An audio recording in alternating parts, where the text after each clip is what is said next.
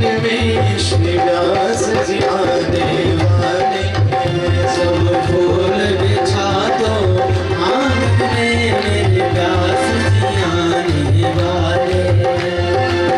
हाथ में गड़बी गंगा जल पानी, हाथ में गड़बी गंगा जल पानी, हाथ में गड़बी गंगा जल पानी, हाथ में गड़बी गंगा जल पानी। सब चरण धुला दो आंगन में श्री व्यास जी आने वाले हैं। सब चरण धुला दो आंगन में मेरे व्यास जी आने वाले हैं। ओ मेरे व्यास जी आने वाले हैं, मेरे सतगुरु आने वाले हैं।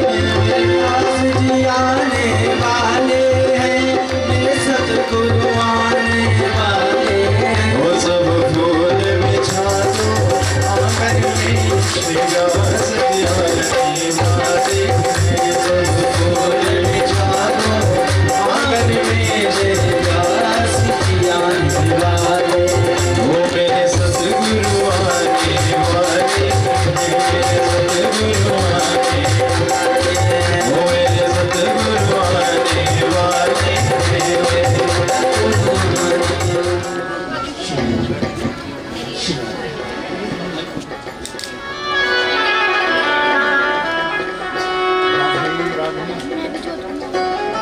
स्वस्ति श्री गणेशाय नमः।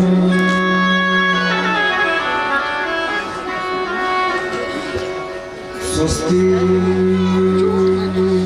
श्री गणेशाय नमः।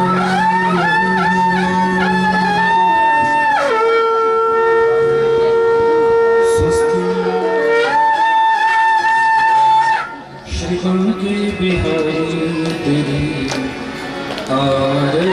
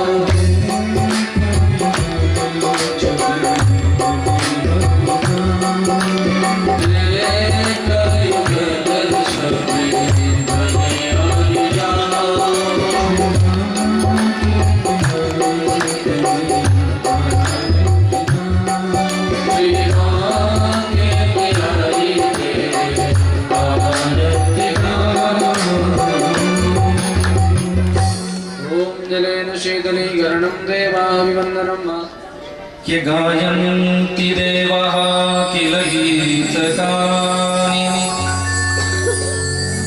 धन्यास्तु ते भारत भूमि भागे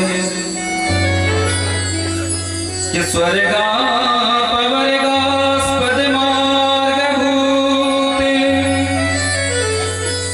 भवन्ति भूयः पुरुषः सुरत्वा गायन्ति देवाः किल गीतकानि धन्यास्तु ते भारत भूमि भागे स्वर्गापवर्गास्पद मार्गभूते भवन्ति भूयः पुरुषः सुरत्वा।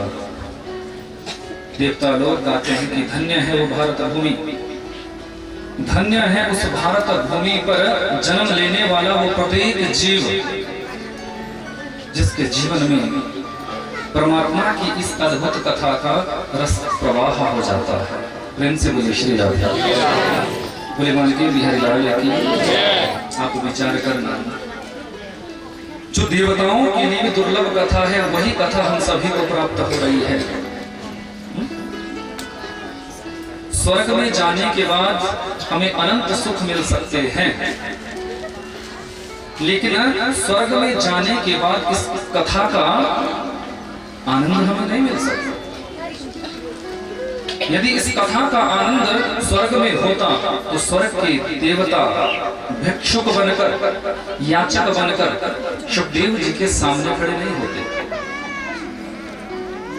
देवताओं ने भी इस कथा का दान मांगा, लेकिन बंधु याद रखना, ये कथा उसी को प्राप्त होती है जिसके मन में इस कथा के प्रति सच्ची प्यास होती है, सच्चा अनुराग होता है। प्रेम से बोलिए श्री राधे। आप सभी यहाँ आए हैं तो अपने भाग्य को कम मत समझना, क्योंकि जब ठाकुर जी ने आपकी बाह पकड़ी, ठाकुर जी ने आपको इशारा दिया, ठाकुर जी ने आपको बुलाया, तब यहाँ पहुंचे। इस कथा के निमित्त है दरोगा परिवार, और इस परिवार के माध्यम से आप सभी इस कथा में गोता लगा रहे हैं।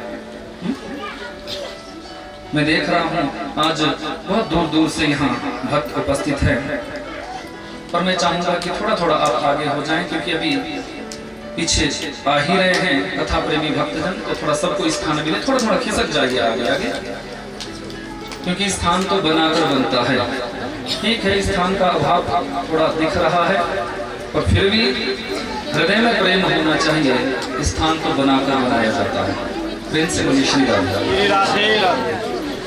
बोले बालकी बिहारी लाल की, नंद नंदन सरकार की। शांत भाव से जहाँ जिसको स्थान मिलता है वहाँ विराजमान हो जाएंगे। बहुत से भक्त आज दूर दूर से उपस्थित हुए हैं, और हमारे बड़े ही स्नेही हृदय के बिल्कुल समीप रहने वाले प्रदीप जी भी यहाँ देखो वृंदावन से यहाँ कथा श्रवणार्थ के लिए आए। अब हमारे तो कई रिश्ते हैं, अपने तो कई रिश्ते हैं। राधे राधे राधे गोविंद राधे गोविंद राधे गोपाल राधे गोविंद राधे गोपाल राधे गोविंद राधे गोपाल राधे गोविंद राधे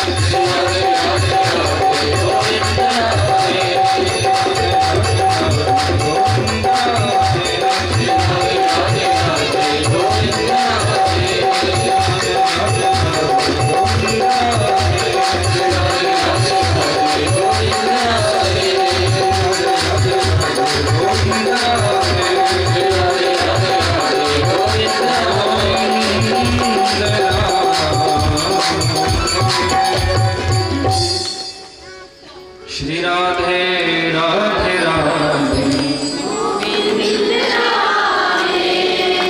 श्री राधे राधे राधे गोविंद राधे गोपाल राधे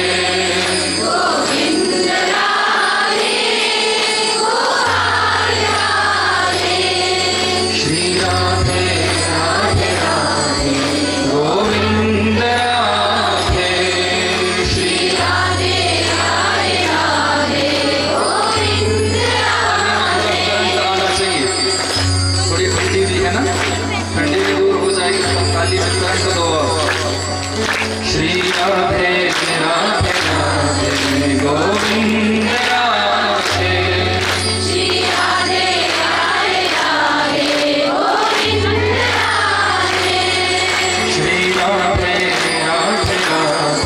गोविंद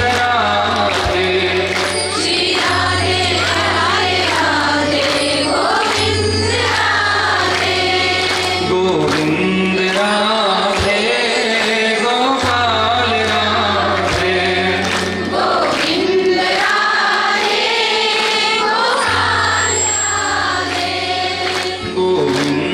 राधे गोपाल राधे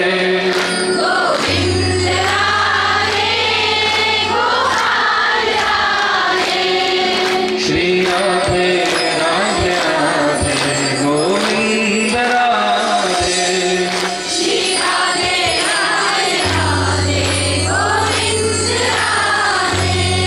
एक बात कहूँ कि नहीं? बोलो बोलो। जब आप ईश्वरी जी का नाम जपते हो ना, तो सच्ची में मुझे ऐसा लग रहा है कि साक्षात आप भट्टा पोखर या शिमला या जहां से भी आप आए हो वो नहीं हो। इस समय तो आप साक्षात मेरी किशोरी जी की सखियां बनकर यहाँ बैठी।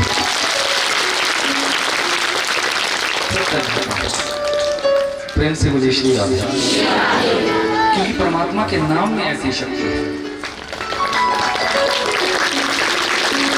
आज आप महाराज जी थोड़ी देर बाद याद हमें क्या कोई शुरुआत कर दे तो हम भी साथ में चल पड़ते, अपने से नहीं।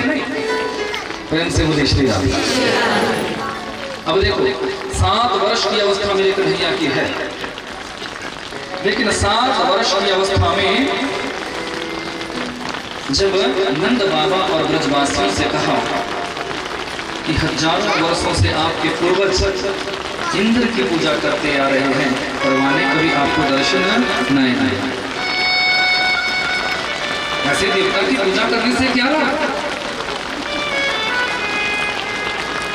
एक बार ले गिरवरधारी भगवान की, गोवर्धन नाथ की 4 भुजाएं धारण करके प्रकट हुए हैं। एक रूप से ब्रजवासियों के बीच में खड़े हैं। ब्रजवासी बड़े प्रसन्न हुए। हजारों वर्षों से हमारे पूर्वज पूजा करते आ रहे थे, पर इंद्र का कभी दर्शन नहीं हुआ। अरे तेरा देवता तो बड़ा अच्छा है। हमने 5 मिनट ध्यान लगाया, प्रकट हो गया। एक सखा कहने लगा, लाला मुझे तो ऐसा लगे कि तेरे देवता से हूबहू तेरी शकल मिल रही है, कोई गड़बड़ तो नहीं है। अब कन्हैया कहने लगे, बोले शकल मिल रही है तो मेरी क्या गलती है, तुम अपना काम कर। अब थे तो भगवान ही, एक रूप से पूजक बनकर खड़े हैं, एक रूप से पुजारी बनकर खड़े हैं। अब शाम गति से मेरे गोवर्धन नाथ भोग पाने लगे हैं। सुबह 9 बजे से भोग लगना प्रारंभ हुआ, शाम के 7 बज चुके हैं। अब विश्राम गति से चारों हाथों से पा रहे हैं। छोटे छोटे सखा बोल पड़े, लाला ऐसा लग रहा है तेरा देवता कई दिनों से भूखा है। अरे भैया कितना खाता है? कन्हैया कहने लगे, जब आप लोग इतने प्रेम से पवा रहे हो तो मेरा देवता तो खाएगा। अरे भैया हम तो ये कहना चाह रहे हैं कि सब कुछ अपने आप ही खत्म कर देगा या थोड़ा बहुत प्रसाद हमको भी छोड़ेगा?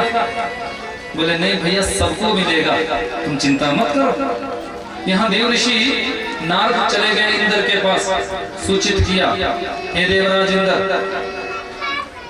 तुम यहाँ अपने स्वर्ग के आनंद में डूबे हुए हैं और वहाँ वहां ब्रजमंडल में नंद के उस छोरे ने तेरी हजारों वर्षों से चली आ रही पूजा को आज बंद करवा दिया। इंद्र अपने आप देवता बनकर बैठा हुआ है, अपने आप भगवान बनकर बैठा है, अपनी पूजा करवा रहा है। इंद्र थोड़ा अभिमानी है, इंद्र को क्रोध आ गया। यदि ऐसा है तो इसका दंड उसको अवश्य भोगना पड़ेगा, उसे मैं अवश्य दंडित करूंगा। तुरंत अपने प्रलयकालीन मेघों को बुलाया है कि गणं सांवर्तकं मेघानां चान्तिकारिणं इन्द्रः प्राचोदयत क्रुद्धो वाक्यं चाहे शुमान्यत। अपने गण संवर्तक नामक मेघों को बुलाया, जाओ ब्रजमंडल पर इतनी वर्षा करो, इतनी वर्षा करो कि संपूर्ण ब्रजमंडल जलमग्न हो जाए। कोई भी गांव, कोई भी नगर, कोई भी घर सुरक्षित ना बचे, जलमग्न हो जाना चाहिए संपूर्ण ब्रजमंडल। बादलों की गड़गड़ाहट होने लगी, बिजलियां चमकने लगी है, अंधकारमय वातावरण प्रस्तुत हो गया है, मूसलाधार वर्षा प्रारंभ हो गई है। अपने 80 वर्ष की आयु में नंद बाबा ने कभी ऐसी प्रलयकालीन वर्षा नहीं देखी थी। सारे ब्रजवासी घबराए, सारे ब्रजवासी घबराए। अरे भैया, हमने तुमसे कही थी ना कि इंद्र कुपित होकर हमें दंडित कर सकता है, अब हमारी रक्षा करो, अब हमारी रक्षा करो। मेरे 7 वर्ष के कन्हैया बोल पड़े कि ब्रजवासियों, आप बिल्कुल भी चिंता मत करो, जिस मेरे देवता की आपने पूजा की है वही मेरा देवता आप सभी की रक्षा भी करेगा। आप सभी एक क्षण के लिए प्रणाम करो। सारे ब्रजवासियों ने जैसे ही प्रणाम किया है, आज मेरे परात्पर प्रभु 7 वर्ष की अवस्था में है। 7 वर्ष के कन्हैया ने 7 कोश लंबे चौड़े पर्वत को अपनी इकन्नी उंगली पर धारण कर लिया है। बोली गिरिवरधारी भगवान की अद्भुत छवि है मेरे परमात्मा की। सही पकड़े, बिल्कुल सही पकड़े। प्रेम से मुझे श्री राम। बड़े सुंदर भाव से सारे ब्रजवासी शरण में आ गए। बोले आओ ब्रजवासियों, मेरी शरण में आओ, मैं तुम सभी की रक्षा कर रहा हूं। सारे ब्रजवासियों ने अपनी मोटी मोटी लाठियां लगा ली। अब थोड़ी सी शंका है, बोले ऐसा ना हो कहीं पर्वत नीचे आ जाए।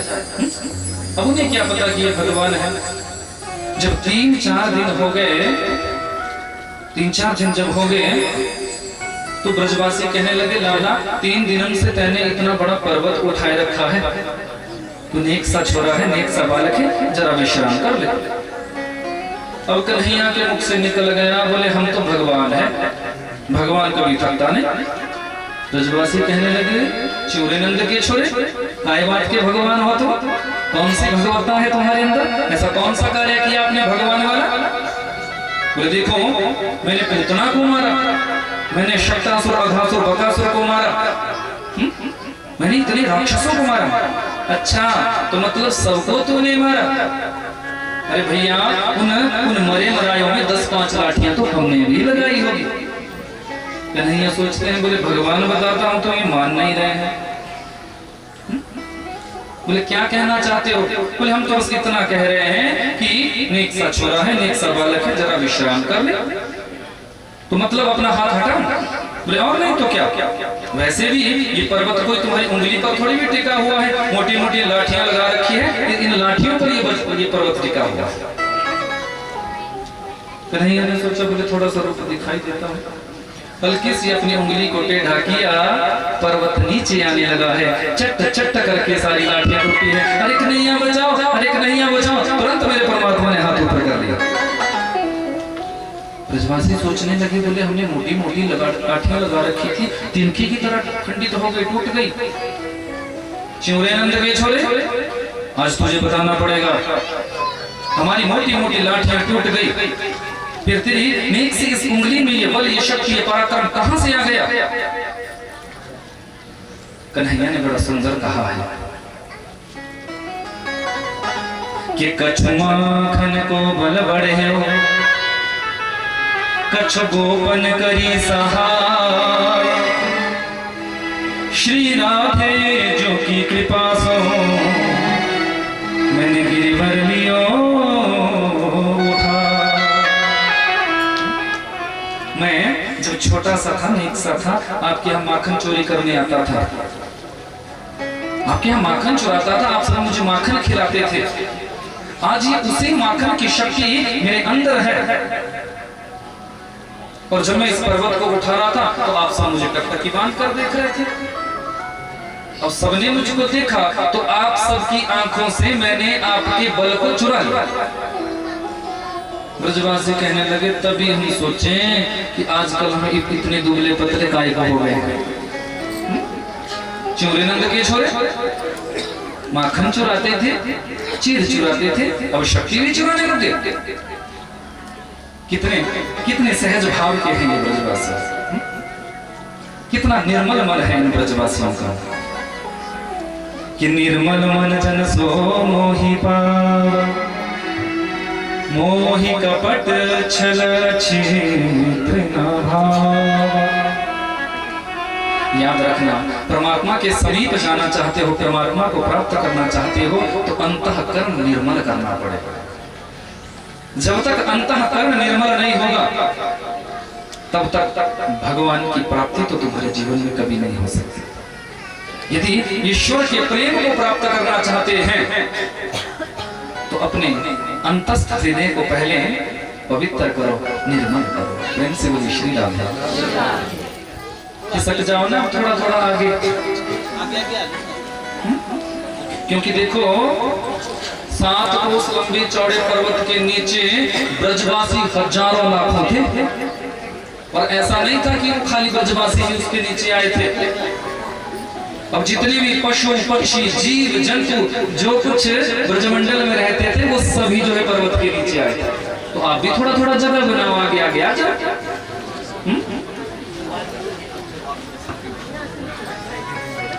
थोड़ा थोड़ा खिसक जाओ और खिसक जाओ, भी जगह दिख रही है मुझे।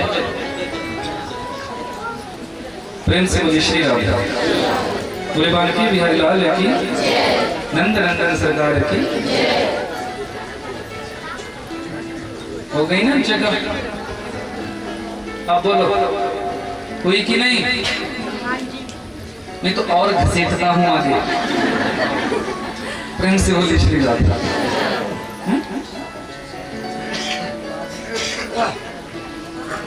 मैं कहता हूं ना कि आलसी नहीं बनो, आलसी मत बनो। फिर क्या होगा? कथा में जाओगे तो तीन लोगों की जगह अकेले घेरोगे, है ना? तो ऐसा शरीर नहीं होना चाहिए। यहाँ तो इतनी दौड़ धूप चलती है, यहाँ तो हर आदमी दौड़ता है, पैदल चलता है, यहाँ तो एक्स्ट्रा कुछ भी नहीं होना चाहिए। प्रेम से बोलिए श्री राम। बोले बालकी बिहारी लाल की, नंद नंदन सरकार की। बड़ा सुंदर भाव है ब्रजमंडल का। मेरे गोविंद ने 7 वर्ष की अवस्था में 7 उस लंबे चौड़े पर्वत को अपनी कन्या उंगली पर धारण किया। यही तो उनकी विशेषता है। 21 किलोमीटर का वो पर्वत। आज भी आप ब्रजमंडल में जाएंगे, बड़ी महिमा है गोवर्धन जी की। 21 किलोमीटर की परिक्रमा जो लगाता है अपने जीवन में, साक्षात मेरे राधा माधव सरकार का उसे दीदार हो जाता है। आप अपने यहाँ 2-4 किलोमीटर पैदल चलेंगे तो आपको समस्या हो जाती है। आप सोचते हैं कि पैदल कैसे चले, रो भी कैसे, जूता चप्पल पहनकर नहीं, नंगे पांव। यहाँ जूता चप्पल पहनने के बाद भी 2-4 किलोमीटर चलने के बाद आपको समस्या हो जाती है। पर आप विचार करना, बड़े से बड़ा धनिक जो कभी नंगे पांव 2 कदम भी नहीं चलता, वो भी जब गोवर्धन जी की पावन तलहटी पर पहुंचता है, दान घाटी पर प्रणाम करता है, मानसी गंगा को जब प्रणाम करता है तो 21 किलोमीटर की परिक्रमा नंगे पांव दे देता है, पता भी नहीं चलता।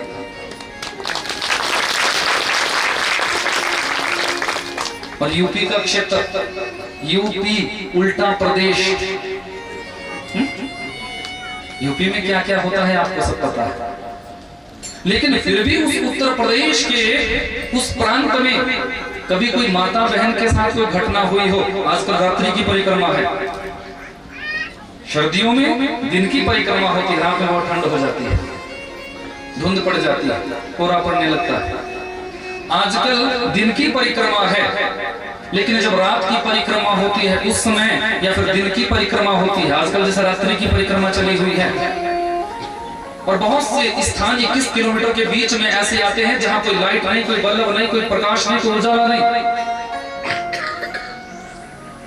पर मजाल है मेरे बांके बिहारी जी की कृपा से किसी के साथ कोई अनहोनी घट जाए। यूपी में ऐसे ऐसे स्थान भी हैं जहां दिन दिहाड़े लूटपाट हो जाती है, लेकिन साक्षात मेरे गोवर्धन भगवान वहां रक्षा करते हैं। किसी माता बहन के साथ, किसी भाई के साथ वहां कभी ऐसा कुछ होता ही नहीं। हाँ, बांके बिहारी मंदिर में जाएंगे तो भीड़ में हो सकता है आपकी जेब कट जाए, और कटती है। इस बार 6 बजे थी हमारे साथ, तो बीच में कई भक्त कहने लगे, बोले महाराज जी होलिया का बांके बिहारी लाल की, इतना किया और तब तक नीचे हो गया, तब तक हो गया साफ काम। अब बचाव तो अपने आप करना पड़ता है।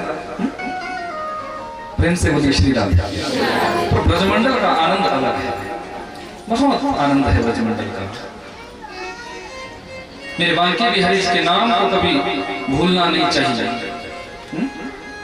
कभी बांके बिहारी जी के नाम का विस्मरण मत करो, भूलो मत प्यारे बिहारी जी का नाम, क्योंकि बांके बिहारी है सब सुख धाम, वो सब कुछ तुझे दे देता है। तो एक बार नाम तो चल, एक बार लगन तो लगा, एक बार जुड़ने का प्रयास करो। एक बार तुम बिहारी जी का दर्शन करने जाओगे, बस एक बार जाने की आवश्यकता है। एक बार चले गए, नजरें मिल गई, दीदार हो गया, बार बार तुम्हें वहां पकड़कर खींचेगा। भूलो मत प्यारे बिहारी जी का नाम। गाइए, गुनगुनाए थोड़ा, बोलो, जोर से उठा दिया करो, कुछ नहीं जाता आपका, कम नहीं होगा। भूलो मत प्यारे बिहारी जी को नाम, भूलो मत प्यारे बिहारी जी को नाम, क्योंकि बांके बिहारी है सब सुख धाम। बांके बिहारी है सब सुख धाम। गुनगुनाओ जरा मस्ती में। भूलो मत प्यारे बिहारी जी को नाम, भूलो मत प्यारे बिहारी जी को नाम,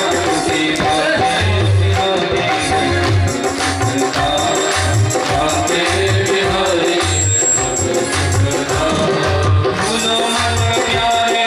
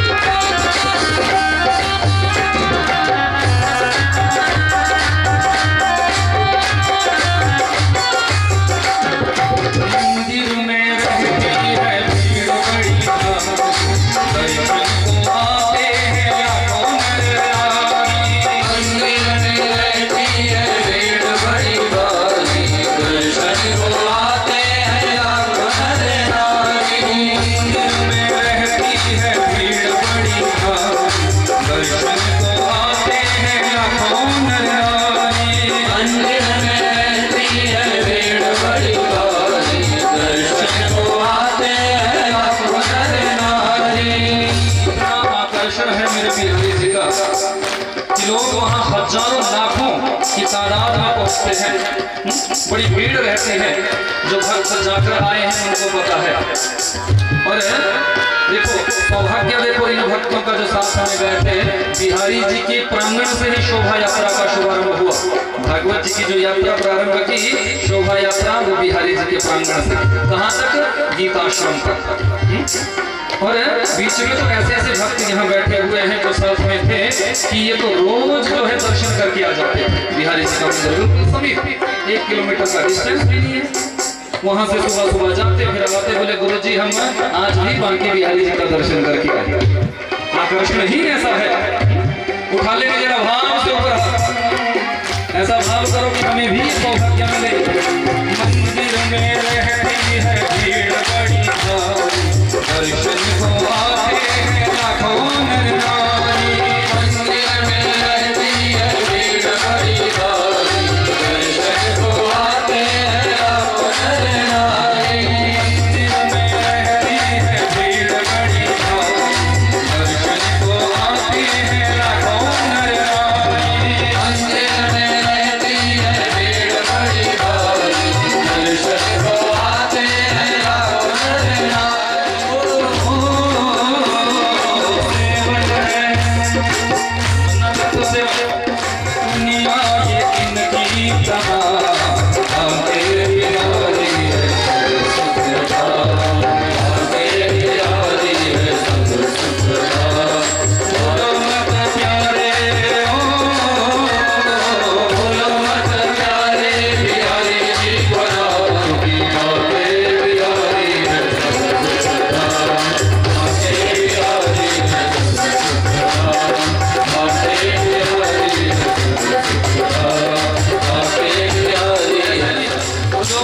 जवान मानते हैं और ठाकुर जी का भक्त मानते हैं, मेरे हाथ नीचे नहीं होने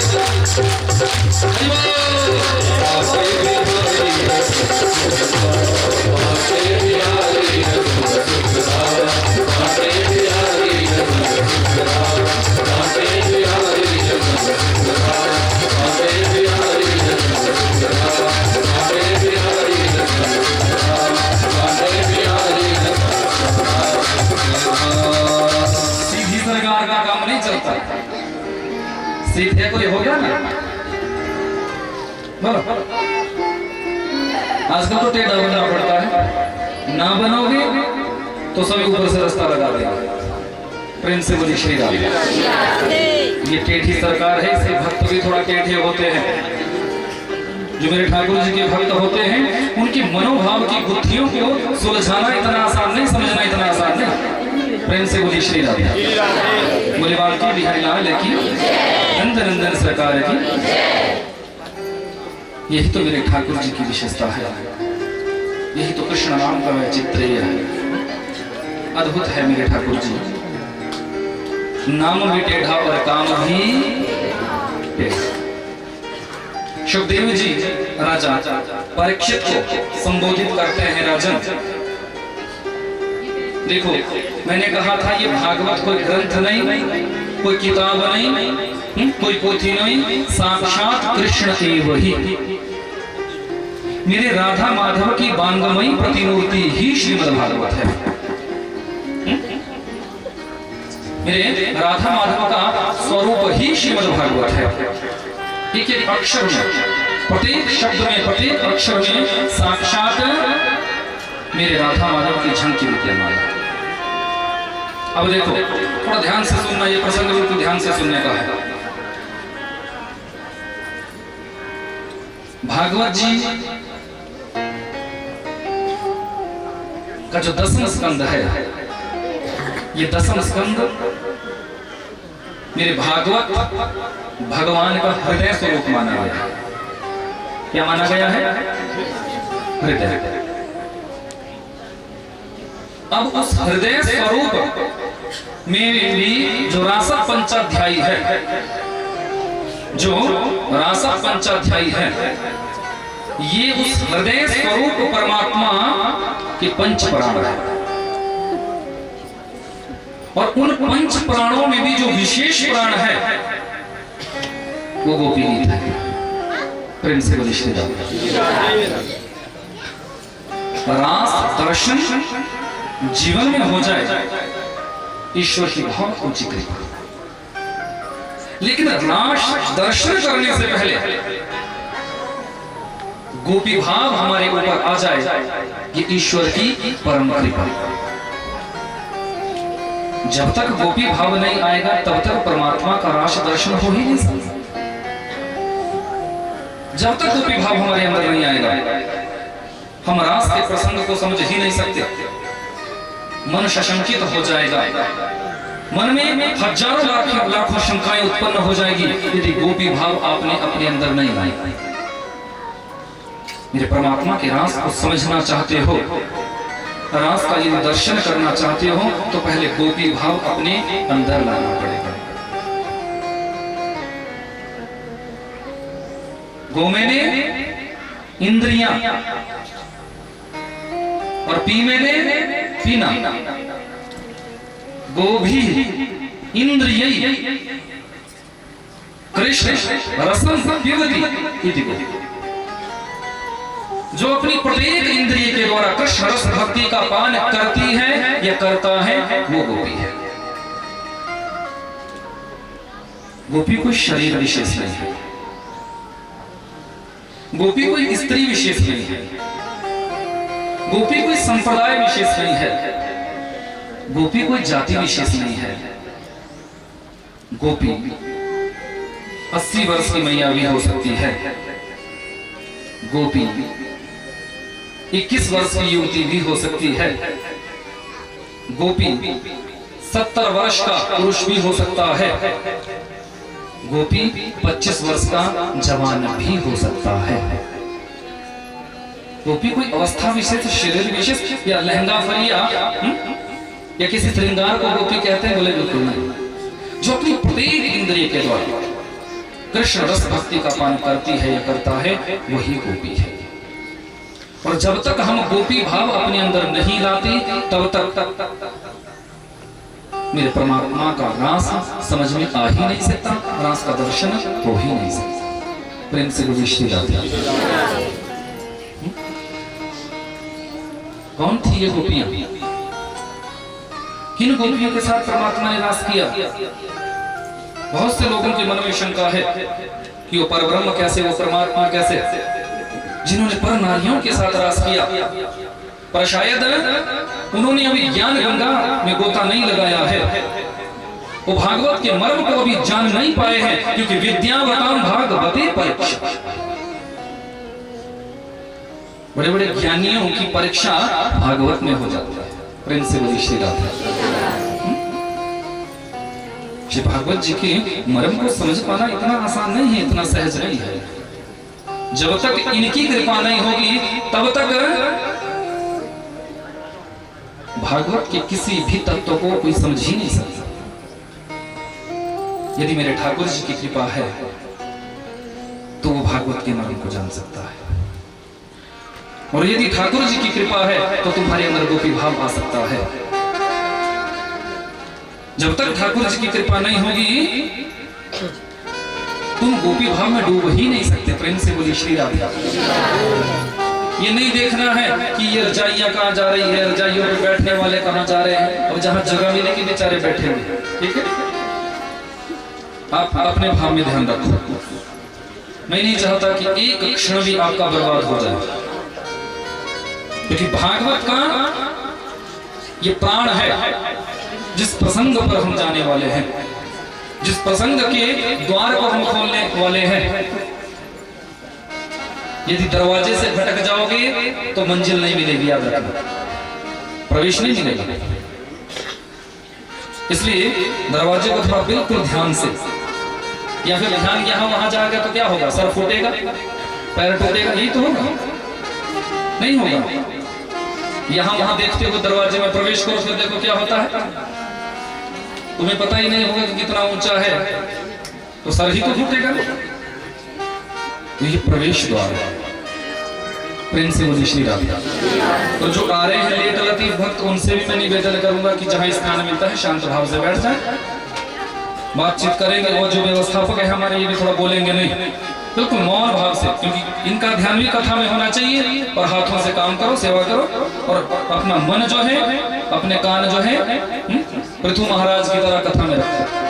प्रेम से बोले श्री राम, बोले बांके बिहारी लाल की, नंद नंदन सरकार की, कृष्ण कन्हैया लाल की।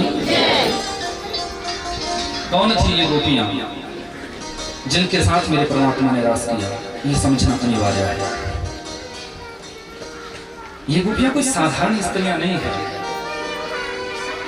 ये गोपियां कोई साधारण स्त्रियां नहीं है जिनके साथ मेरे परात्पर प्रभु रास करते हैं। आप ध्यान देना, जिस समय मेरे परात्पर प्रभु श्री राम दंडकारण्य वन में जानकी जी की खोज में निकले हुए थे, कई कई वर्षों वाले ऐसे ऐसे दीर्घजीवी संत वहां विराजमान थे, जिनकी लंबी लंबी दाढ़ी, 4-4 हाथ लंबी जिनकी जटाएं विराजमान है। मन में भाव है राम जी को प्राप्त करने। प्रभु श्री राम जी आए, श्री राम जी के सौंदर्य का जब दर्शन इन्होंने किया, इन सबके मन में ऐसा भाव उठा कि हम इनकी गोपी बनते और ये हमारे साथ रास करते। राम जी ने इशारा दे दिया, तो इस अवतार में मैंने अपनी 3 कलाओं को गौण कर दिया है। 13 कला परिपूर्णतम ब्रह्म के रूप में आए थे, लेकिन जब मैं कृष्णावतार में आऊंगा तो इन 3 कलाओं को उजागर कर दूंगा। उस समय में 16 कला परिपूर्णतम ब्रह्म के रूप में अवतरित होऊंगा। आप सभी संत ब्रजमंडल में गोपी बनकर आना, तुम सभी की इच्छा पूरा करूंगा। इतना ही नहीं, जब मेरे वामन भगवान राजा बलि की सभा में जाते हैं, तो राजा बलि की सभा में जितनी भी दैत्य कन्याएं बैठी थी, इन्होंने जब वामन भगवान जी के सौंदर्य का दर्शन किया, इन सबके मन में भाव जगा, हम इनकी गोपी होती और ये हमारे साथ रास करते। मेरे वामन भगवान जी ने इशारा दिया, ब्रजमंडल में आना गोपी बनकर, तुम सभी के साथ वहां रास क्रीड़ा करूंगा। इतना ही नहीं, समुद्र मंथन जब होने लगा, मंदरांचल पर्वत जब रसातल में धंसने लगा, देवताओं ने निवेदन किया, तुरंत मेरे परमात्मा ने मंदरांचल पर्वत को कच्छप रूप लेकर अपनी पीठ पर स्थापित किया, समुद्र मंथन के कार्य को पूरा किया।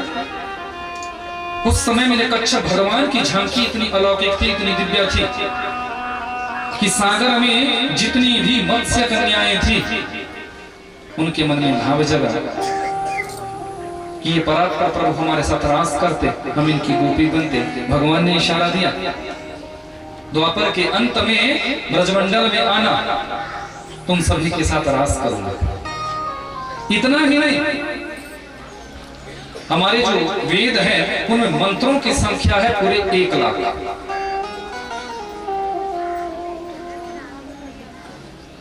जिसमें 80,000 मंत्र कर्मकांड में प्रयोग होते हैं, 4,000 मंत्र ज्ञान कांड में प्रयोग होते हैं और 16,000 मंत्र उपासना कांड में प्रयोग होते हैं। ये जो 16,000 वेद की ऋचाएं हैं, वेद के मंत्र हैं उपासना कांड के, ये सभी ब्रजमंडल में गोपी बनकर आज प्रस्तुत हुई है। और वेद की इन ऋचाओं के साथ, वेद के इन मंत्रों के साथ ही मेरे परमात्मा ने गोपी रूप में रास किया। प्रेम से मुझे श्री राम। ये गोपियां कोई साधारण नहीं है। सबने, किसी की कोई पत्नी बनी है, किसी की कोई बहन बनी है, किसी की कोई पुत्री बनी है, सबने ब्रजमंडल में रूप धारण किया है, पर मन में आश तो सिर्फ एक है कि जिस दिन प्रियतम बुलाएगा, जिस दिन उस गोविंद का बुलावा होगा, उस दिन इस संसार का त्याग करके अपने प्रियतम से जाकर मिल जाए। शब्द पूर्णिमा की रात्रि मेरे गोविंद ने वेणु का निनाद किया है, वेणु का निनाद किया है। आप दर्शन करना, वेणु का वादन करने वाले हैं एक श्री कृष्ण, और उस वेणु के निनाद को सुनने वाली है ब्रजमंडल की हजारों लाखों गोपियां। लेकिन जैसे ही वेणु का निनाद हुआ है, प्रत्येक गोपी को ऐसा लगा है मानो गोविंद हमें बुला रहे हैं, मानो कन्हैया हमें बुला रहे हैं। अब गोपियों की परिस्थिति अस्त व्यस्त हो गई। गोपियां ऐसा सोच रही है कि कब जैसे निकलें, कब जैसे अपने प्रियतम से मिलें। हजारों वर्षों से, सैकड़ों वर्षों से जिस प्रियतम से मिलने की आश लेकर ये गोपी बनकर इस ब्रजमंडल में आई थी, आज जब इस प्रियतम ने बुलाया है तो ऐसा सोच रही है कि कब जैसे यहां से निकले। सांसारिक पति रोकते हैं, कहां जा रही हो, कहां जा रही हो? बोले वो देखो, सुनो, कुछ कानों में ध्वनि जा रही है। अब देखो विचित्र बात, इनके पतियों को ये वेणु ध्वनि सुनाई ही नहीं दे रही है। क्यों? क्योंकि जिसके मन में अनुराग होगा, जिसके मन में प्रेम होगा, जिसके मन में भाव होगा, उसी को उस भाव का एहसास होता है। यहां आप कथा में आए हो, जिसका कथा के प्रति अनुराग होगा वो कहीं कोने में बैठकर भी कथा का आनंद ले लेगा, एक शब्द भी उसके कानों से बाहर नहीं जाएगा। पर जो सिर्फ टाइम पास करने के लिए आए हैं, जो सिर्फ एक फॉर्मेलिटी निभाने के लिए आए हैं कि दरोगा परिवार ने बुलाया है इसलिए जाना पड़ेगा, हाजिरी देनी पड़ेगी, वो 3 घंटे बैठने के बाद भी 30 शब्द भी उनके कानों में प्रविष्ट नहीं हो सकता। ये सत्य बात है। वही वेणु की ध्वनि गोपियों को आकर्षित कर रही है, गोविंद का बुलावे का संकेत दे रही है, पर उनके पतियों को तो सुनाई नहीं दे रहा है। क्योंकि गोपियां तो रूप लेकर आई थी तो सिर्फ प्रियतम से मिलने के लिए। परिस्थिति अस्त व्यस्त हुई है कि असी अपना श्याम मनावांगे, साथो जगत मनायानी जोदा,